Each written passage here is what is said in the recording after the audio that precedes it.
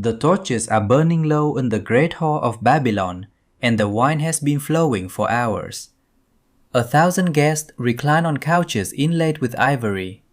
Musicians play somewhere near the back wall, and in the center of the room, on tables built for a king, sit cups of solid gold, cups that were never meant to hold Babylonian wine. These cups once stood in the temple in Jerusalem. They were made for worship, not for drunkenness.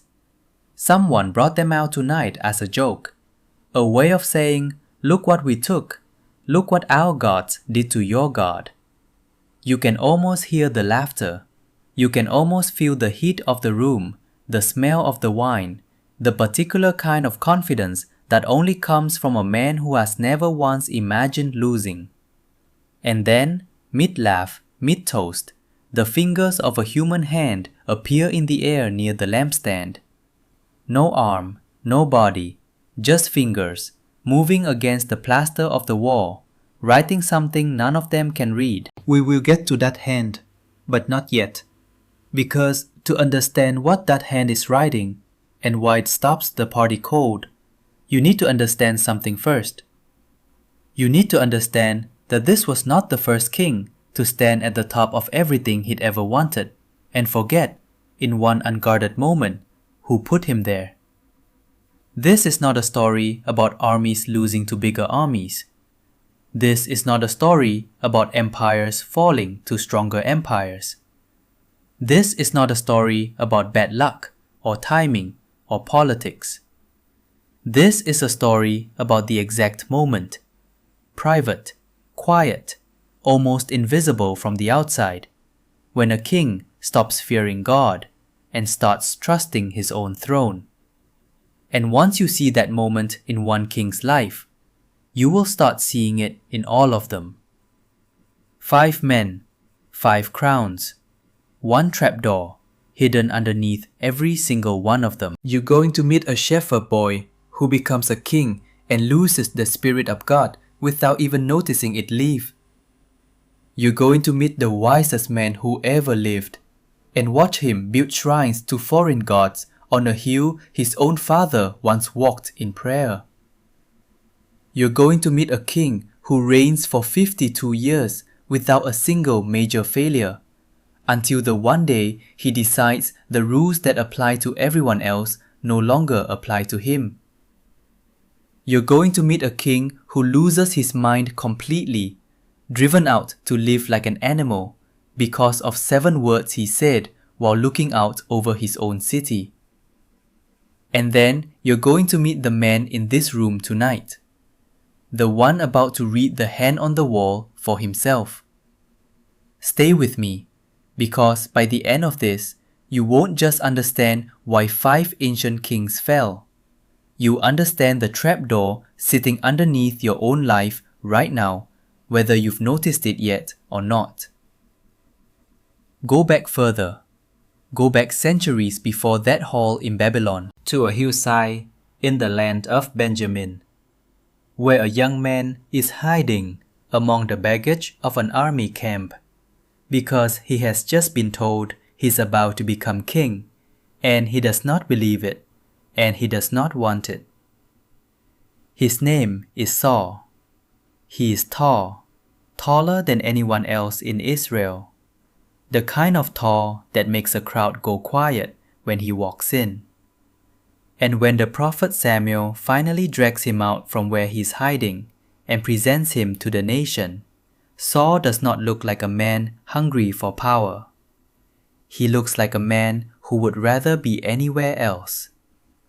If you had stood in that crowd, you might have believed, just for a moment, that here was finally a king who would never lose himself to the throne. That's important. Hold on to that. Because the Hebrew word for what eventually destroys Saul is Mara, and it does not simply mean disobedience. It means something closer to bitter, active rebellion. Not a slip, not a mistake made in ignorance. To a hillside in the land of Benjamin, where a young man is hiding among the baggage of an army camp, because he has just been told he's about to become king, and he does not believe it, and he does not want it. His name is Saul. He is tall, taller than anyone else in Israel. The kind of tall that makes a crowd go quiet when he walks in. And when the prophet Samuel finally drags him out from where he's hiding and presents him to the nation, Saul does not look like a man hungry for power. He looks like a man who would rather be anywhere else. If you had stood in that crowd, you might have believed, just for a moment, that here was finally a king who would never lose himself to the throne. That's important. Hold on to that. Because the Hebrew word for what eventually destroys Saul is Mara, and it does not simply mean disobedience. It means something closer to bitter, active rebellion. Not a slip, not a mistake made in ignorance, a choice made with open eyes to do things your own way instead of the way you were taught. Saul is given one instruction that matters more than any other. Wipe out everything, keep nothing for yourself. And Saul, the same man who once hid from the crown, keeps the best of the plunder. He keeps the enemy king alive. And when Samuel confronts him, Saul doesn't deny it. He explains it. He justifies it. He tells Samuel it was for a good reason, a spiritual reason, an offering to God.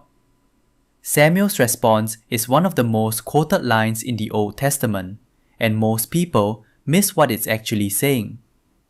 Rebellion, Samuel tells him, is like witchcraft. Stubbornness is like worshipping an idol. Not because breaking a rule is the same as casting a spell, but because both rebellion and witchcraft come from the same root. Both are ways of saying, I will get what I want through my own methods, whether or not God agrees. And here is the part nobody tells you about what happens next. The text doesn't say Saul loses a battle. It doesn't say he loses his army, or his popularity, or his health. It says something quieter and far more terrifying. The Ruach, the Spirit of the Lord, simply departs from Saul. No lightning, no public announcement. One day it is there, and then, without ceremony, it is not. In its place, the text says, a tormenting spirit begins to trouble him. You can be sitting on the throne, wearing the crown, giving the orders, and be completely empty on the inside, and not even know the exact moment it happened. You've probably felt a smaller version of that yourself. Going through the motions of a life that used to feel full. That's the first king. Now go forward 2 generations, to a room lined with cedar and gold, where a man is signing treaties with kings from Egypt to Phoenicia, and every single one comes wrapped in a marriage. His name is Solomon. He asked God for wisdom once as a young king, and God gave it to him so generously that people traveled from other continents just to sit in a room and listen to him talk. He built the temple in Jerusalem, the single greatest building project in the ancient world at the time, according to Josephus, who describes the gold overlay alone as almost beyond belief. But here's what the history books leave out, and what the Bible refuses to leave out. By the time Solomon is old, he has somewhere around 700 wives and 300 concubines. And these were not simply personal choices. They were foreign alliances, sealed in marriage bids, and every foreign wife brought her God with her into Jerusalem. Picture that palace for a second. You would have heard a different language at nearly every table, and expected to bow toward a different God at nearly every door. So the same king who built a house for the Lord God of Israel also built shrines on a hill directly facing the temple he built, for Chemosh and for Molech. Molech, the god whose worship in surrounding nations involved child sacrifice. Solomon does not merely tolerate these gods. The text says his heart is turned after them. His heart, the text says plainly, was not fully devoted to the Lord his God, not the way his father David's heart was. Here's what most people miss about Solomon's fall. It doesn't happen all at once. There's no single dramatic moment, no thunderclap, no hand on a wall. It happens one marriage at a time, one small compromise at a time, until an old man who once wrote that the fear of the Lord is the beginning of wisdom is quietly building temples to gods that eat children. God tells him plainly, the kingdom will be torn away, not from Solomon himself. He'll die with the crown still on his head, but from his son. The consequence outlives the compromise. That's the second king. And now, one more generation forward, to a young man crowned at 16 years old, in a kingdom his father left in ruins. His name is Uzziah, and for most of his 52 years on the throne, he is, by every measure the Bible gives us, a genuinely good king. He seeks God. He wins wars. He builds towers in Jerusalem and cisterns in the wilderness for his cattle, because he loves the soil, the text says, and wants his people fed. 52 years. Almost no other king in either kingdom's history reigns that long or that well. If you had to bet on which king in this story would finish strong, you would have bet on him. But it gets stranger. 52 years of faithfulness, and it's the 52nd year that undoes him. Because Uzziah walked into the temple one day, not the outer courts where kings and worshippers are permitted, but into the sanctuary itself, carrying a censer of incense, intending to burn it on the altar with his own hands. That task belongs to the priest alone. It has belonged to the priest alone since the law was given, and Uzziah knows this better than anyone in the building. The Hebrew word used here is gaon. His heart was lifted up, exalted, swollen with its own success. 81 priests follow him in and try to stop him. Uzziah does not listen. He is mid-argument, censer already in his hand, when leprosy breaks out across his forehead, visibly, immediately, in front of every priest in the room. He is rushed out of the temple. He was never supposed to enter that way.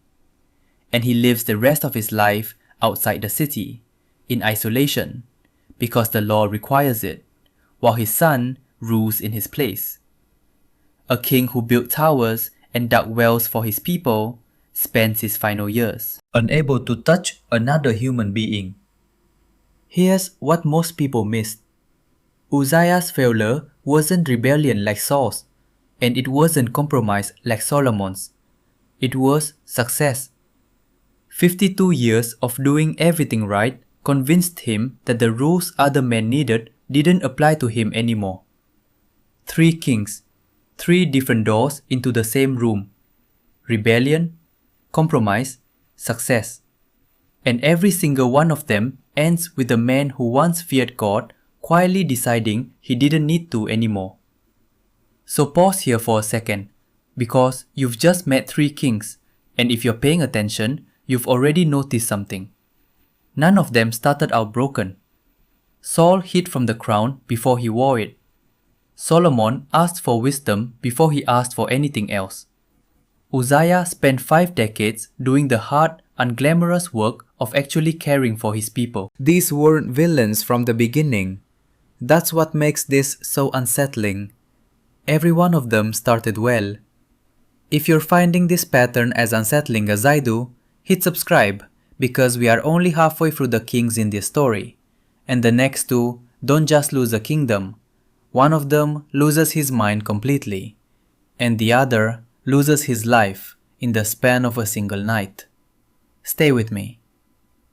Go forward now, out of Israel and Judah entirely, into the empire that will eventually swallow both of them, into Babylon, to the roof of the most magnificent palace on earth, where a king named Nebuchadnezzar is standing in the cool of the evening, looking out over a city he built with his own ambition. You can picture him up there, wine in hand, looking out at towers he raised out of nothing but sheer will. Nebuchadnezzar is not a small figure in ancient history. He is the man who tore down the temple in Jerusalem in the 6th century BC and hauled its people into exile. He built the Hanging Terraces. Later, writers would call one of the wonders of the world. By any measure available to a 1st century historian, he is one of the most powerful men who ever lived. Even Tacitus, writing centuries later from Rome, treats the memory of Babylon's kings with a kind of uneasy respect. The respect one empire gives another it recognizes as equally capable of greatness and equally capable of ruin. A year before the night on the rooftop, Nebuchadnezzar has a dream. A tree, enormous, reaching to the sky, visible from every corner of the earth, feeding every living creature in its shade. And then a voice from heaven commands it cut down, stripped, bound, left as a stump in the ground, until 7 periods of time pass over it. He calls in every wise man in Babylon, and not one of them can explain it. Finally, he calls a Hebrew exile named Daniel, a man who has already proven himself faithful, already proven himself different from every other advisor in that court. And Daniel's face changes the moment he understands the dream. He tells the king plainly, "You are the tree, and you are about to be cut down." Here's the part nobody tells you. God doesn't do it immediately. Daniel begs the king to change, to break off his sins, to show mercy to the oppressed, to turn away from the pride already growing in him like rot in a beam. And Nebuchadnezzar is given 12 full months. 12 months of warning, sitting quietly in the back of his mind, while the palace keeps functioning, the empire keeps expanding, and nothing visibly changes. You know what that's like, don't you? A warning you heard once, filed away, and quietly stopped thinking about. 12 months later, he is walking on the roof of that palace, looking out over Babylon at the height of its glory, and 7 words leave his mouth that seal what happens next. Is this not great Babylon which I have built? Not which God allowed me to build. Not which I was given the strength to build. Not which God allowed me to build. Not which I was given the strength to build. Which I have built by my own power, for my own glory. The words are still in his mouth. The text is almost cruel in how immediate it is, when a voice from heaven interrupts him mid-sentence. The kingdom, the voice says, has departed from you. And in that same hour, Nebuchadnezzar's mind breaks. He is driven out from human company entirely. He eats grass like cattle. His hair grows out like feathers, his nails like claws. The most powerful man on earth, reduced to something barely recognizable as human for 7 long years. Now watch what happens next, because this is the part that separates Nebuchadnezzar from every king before him in this story. He comes back. After 7 years, the text says his understanding returns, and the very first thing he does, the very first thing, is lift his eyes toward heaven. Not toward his palace, not toward his throne, toward heaven. He blesses God. He acknowledges, in his own words recorded for us, that God's dominion is everlasting, and that all the inhabitants of the earth are as nothing before him. His kingdom is restored. His advisors return to him. And the man who once said, "Which I have built," now spends his final recorded words in scripture praising the King of heaven, whose works are truth and whose ways are justice, and who is able to humble those who walk in pride. That's the 4th king. And notice something different about him. He's the only one in this story who gets to come back. Hold that thought, because the next king in this story, Here's every single detail of what happened to Nebuchadnezzar. Everyone in Babylon knows this story. It is not ancient history to him, it is family history. And he is about to make the exact same mistake in a single night, with none of the 12 months of warning and none of the mercy that follows. Which brings us back to that whole: the torches, the wine, the gold cups that were never meant to hold Babylonian wine. The king's name is Belshazzar, and by this point you know exactly who his grandfather was. He grew up hearing what happened to Nebuchadnezzar. He grew up hearing about the dream, the tree, the 7 words on the rooftop, the 7 years spent eating grass like an animal. This wasn't a legend to him. This was the family dinner table. If you had grown up hearing that story told and retold, you would think it might have changed something in you. And on this particular night, with the armies of Persia already camped outside the walls of Babylon, the city is under siege as this party is happening. That's how confident Belshazzar is. He calls for the gold and silver vessels his grandfather carried out of the temple in Jerusalem, the cups made for worship. And he pours wine into them for his lords, his wives, his concubines. And they lift them together and praise gods of gold and silver, gods of bronze, iron, wood, and stone, gods that cannot see or hear or know anything at all. This is not a story about a party that went too far. This is not a story about bad manners. This is not a story about disrespecting old artifacts.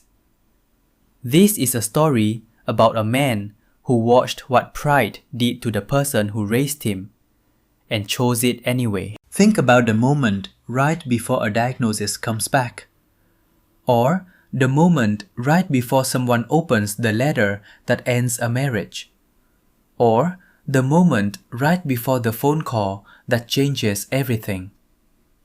In every case, life still looks completely normal in the seconds before. The room is still warm. The wine is still being poured. Nobody in that hall has any idea that the sentence has already been written. They're still living in the version of tonight where nothing changes. And that's exactly when the fingers of a human hand appear in the air by the lampstand and begin to move against the plaster wall. The king's face changes color. His knees literally knock together, the text says, an old king's confidence dissolving in real time in front of 1,000 guests. He calls for his wise men. None of them can read it. Finally, on the queen's advice, they bring in the old exile everyone in the palace had forgotten about. The same man who once explained a dream to Belshazzar's grandfather, Daniel. Daniel doesn't flatter him. He tells Belshazzar to his face that he already knew this story. He knew what pride did to Nebuchadnezzar. He watched it happen to his own family, and instead of learning the lesson, he lifted himself up against the God of heaven and drank from his temple's cups while praising gods that cannot see or hear or know anything. Then Daniel reads the words, Mene, Mene, Tekel, Parsin. Numbered, weighed, divided. God has numbered the days of your kingdom, Daniel tells him, and brought it to an end. You have been weighed on the scales and found lacking. Your kingdom is being divided, given to the Medes and the Persians. The word for divided, Peras in Aramaic, is also a play on the very name of the nation about to take everything from him. The wall wasn't just delivering a verdict, it was spelling out, in the language of a pun, exactly who was standing outside the gate. That very night, the text says, not next week, not after a battle. That very night, Belshazzar is killed, and the kingdom passes into other hands. Compare that to his grandfather one more time. Nebuchadnezzar got 12 months of warning and 7 years to come back from the consequence.